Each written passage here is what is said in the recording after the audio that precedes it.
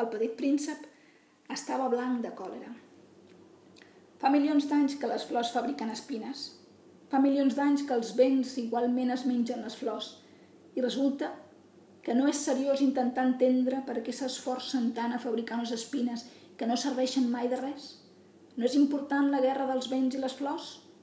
No és més seriós i més important que les sumes d'un senyor vermell i gras? I si jo conec una flor única al món, que no existeix enlloc fora del meu planeta, i un vent remenut la pot destruir, així, d'un sol cop, un matí, sense ni adonar-se del que fa? No és important això? Es va posar vermell i va continuar. Si algú estima una flor de la qual només n'existeix un exemplar en milions i milions d'estrelles, amb això en té prou per ser feliç quan se la mira. Pensa, la meva flor és aquí, en algun lloc. Però si el bé es menja la flor, per ell és com si tot d'un plegat totes les estrelles s'apaguessin. I no és important això? No us va poder dir res més. Bruscament va esclatar en sanglots. Ja s'havia fet de nit. Jo havia deixat les eines. Tant me feia el martell, el cargol, la set i la mort. En una estrella, en un planeta, el meu, la Terra, hi havia un petit príncep que calia consolar. El vaig abraçar, el vaig bresolar i li deia: la flor que t'estimes no està en perill. Li dibuixaré un morrió al teu bé. Et dibuixaré una armadura per la flor. No sabia gaire bé què dir-li. Em sentia poca traça. No sabia com arribar-hi, o on trobar-lo. És tan misteriós, el país de les llàgrimes. Capítol 8. De seguida la vaig entendre. De seguida la vaig aprendre a conèixer millor, aquella flor. Al planeta del petit príncep sempre hi havia hagut flors molt senzilles, adornades amb una sola fila de pètals i que no ocupaven gens de lloc ni molestaven ningú. Apareixien un bon matí a l'herba i després, al vespre, s'apagaven. Però aquella havia germinat un dia, d'una llavor arribada no se sap d'on, i el petit príncep havia vigilat molt a la vora aquell branquilló que no s'assemblava gens als altres branquillons. Podia ser una espècie nova de baobab, però l'arbust de seguida va parar de créixer i va començar a preparar una flor. El petit príncep, que assistia a la instal·lació d'una punzella enorme, veia venir que en sortiria una aparició miraculosa, però la flor no acabava mai les preparacions per ser bonica. Ben protegida en la seva cambra verda. Anava triant amb cura els seus colors. Es vestia lentament, s'ajustava els pètals un per un. No volia sortir tota l'arrugada, com les roselles. Volia aparèixer amb tota l'esplendor de la bellesa. Sí, senyor. Era molt presumida. Aquell empolainament misteriós havia durat dies i dies. I vet aquí, que un matí, just a l'hora que surt el sol, es va deixar veure. I ella, que havia treballat amb tanta precisió, va dir fent un badall: ai, m'acabo de despertar. Perdona, encara vaig tota despentinada. El petit príncep, aleshores, no va poder contenir l'admiració. Que bonica que ets. Oi que sí? Va respondre suaument la flor. I he nascut al mateix temps que el sol. El petit príncep ja va endevinar que no era gaire modesta, però era tan commovedora. Em sembla que és hora d'esmorzar, havia afegit al seguida. Si fossis tan amable de pensar en mi. I el petit príncep, tot confús, havia anat a buscar una regadora d'aigua fresca i havia servit de flor. Així, ella, de seguida, l'havia començat a atormentar amb la seva vanitat una mica espantadissa. Un dia, per exemple, parlant de les 4 espines que tenia, li havia dit al petit príncep: poden venir els tigres amb les seves urpes? No, no hi ha tigres en el meu planeta, havia objectat el petit príncep. I a més els tigres no mengen herba. No sóc cap herba, havia respost suaument la flor. Perdona, no em fan gens de por els tigres. però no suporto els corrents d'aire. No tindries un paravent? No suportava els corrents d'aire. Ja és mala sort per una planta.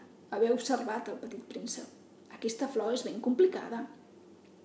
Al vespre posa'm sota una campana de vidre. Fa molt de fred. A casa teva. No ho tens ben muntat, al lloc d'on vinc?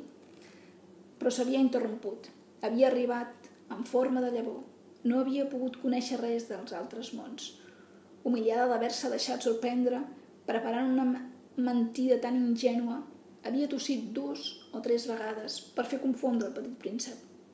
I el paravent? Ara anava a buscar-lo, però m'estaves parlant. Aleshores, ell havia exagerat la tos per fer-li venir remordiments de tota mena.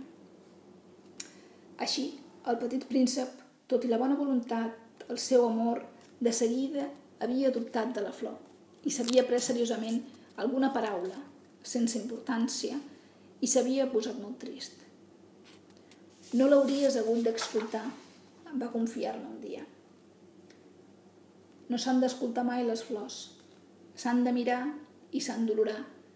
La meva perfumava tot el planeta, però no em vaig saber gaudir. Aquesta història de les urpes que m'havia fet posar tan nerviós m'hauria hagut d'entendrir. També em va confiar. No vaig saber entendre res aleshores. L'hauria hagut de jutjar pels actes i no per les paraules. Em perfumava i m'il·luminava. No hauria hagut de fugir mai, jo. Hauria hagut d'endevinar la tendresa darrere les seves pobres astúcies. Les flors són tan contradictòries, però era massa jove per saber-la estimar. Capítol 9. Em sembla que per evadir-se va aprofitar una migració d'ocells salvatges. Al matí que havia de marxar, va endreçar tot el planeta. Va escurar ben escurats els volcans en activitat. Tenia 2 volcans en activitat. Li anava molt bé. Al matí, per escalfar l'esmorzar. També tenia un volcà apagat. Però tal com deia ell, no se sap mai. Per tant, també va escurar el volcà apagat. Si estaven ben escurats, els volcans cremen a poc, irregularment, sense erupcions. Les erupcions volcàniques són quan es cala foc en una xemeneia. Evidentment, a la nostra Terra són massa petits per escurar els volcans. És per això que ens provoquen tants maldecaps. El Petit Príncep també va arrencar amb una mica de melancolia els últims brots del baobab. Es pensava que no tornaria mai més, però totes aquelles feines familiars li van semblar, aquell matí, especialment agradables.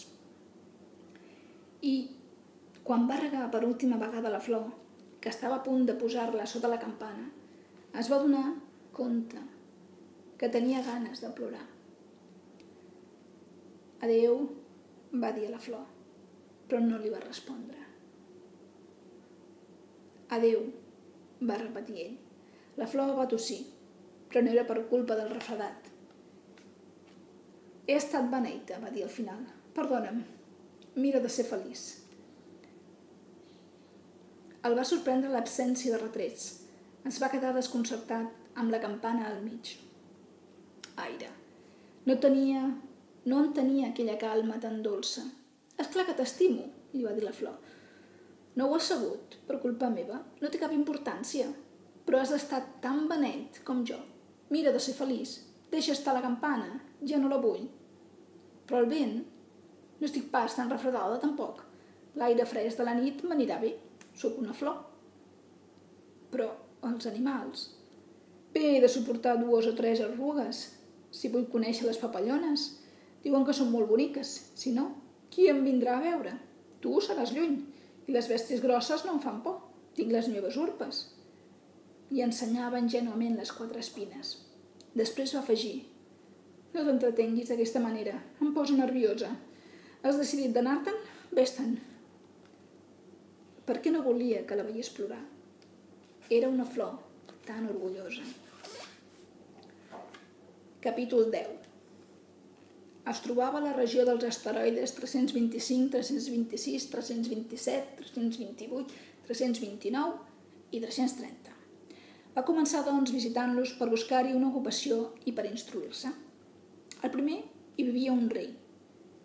El rei seia vestit de porpra, d'ermini, en un tron molt senzill però majestuós.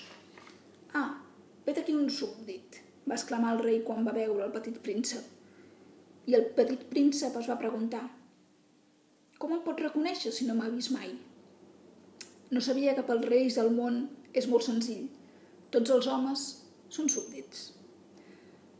«Acosta't, que et vegi millor», li va dir el rei, molt satisfet de poder ser finalment rei d'algú.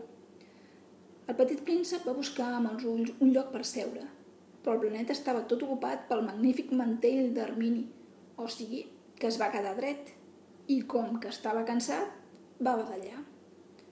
«Badallar en presència d'un rei és contrari a l'etiqueta», li va dir el monarca. «T'ho prohibeixo». «No puc estar-me'n», va respondre el petit príncep confús. «He fet un viatge molt llarg i no he dormit». «En aquest cas», va dir el rei, «t'ordeno que badallis». «Fa anys que no he vist badallar ningú. Per mi, els badalls són curiositats. Vinga, torna a badallar. És una ordre». «Em fa vergonya. Ja no puc», feu el petit príncep posant-se vermell. Va fer el rei. «Aleshores, t'ordeno que de vegades badallis i de vegades...» S'embarbussava una mica i semblava ofès, perquè el rei, per sobre de tot, volia que se li respectés l'autoritat. No tolerava la desobediència. Era un monarca absolut, però com que era molt bo, donava ordres raonables. Si ordenava, solia dir, si ordenava a un general que ens transformés en ocell marí i el general no m'obeís, no seria culpa del general, seria culpa meva. «Puc seure?», va demanar tímidament el petit príncep. «T'ordeno que seguis», li va respondre el rei, que va recollir majestuosament un faldó del mantell d'ermini. Però el petit príncep estava sorprès. El planeta era minúscul. Sobre què devia regnar el rei? «Senyor», li va dir, «perdoneu-me si us pregunto». «T'ordeno que em preguntis», va afanyar-se a dir el rei. «Senyor, sobre què regneu?» «Sobretot», va respondre el rei amb gran senzillesa. «Sobretot?» El rei, amb un gest discret, va indicar el seu planeta, els altres planetes i les estrelles. «Sobretot això?» va dir el petit príncep. «Sobretot això», va respondre el rei, perquè no era tan sols un monarca absolut, també era un monarca universal. «I les estrelles us obeeixen?» «Esclar», va dir el rei. «Obeeixen immediatament. No tolero la indisciplina». Un poder tan gran va meravellar el petit príncep. Si l'hagués tingut ell, hauria pogut presenciar, no pas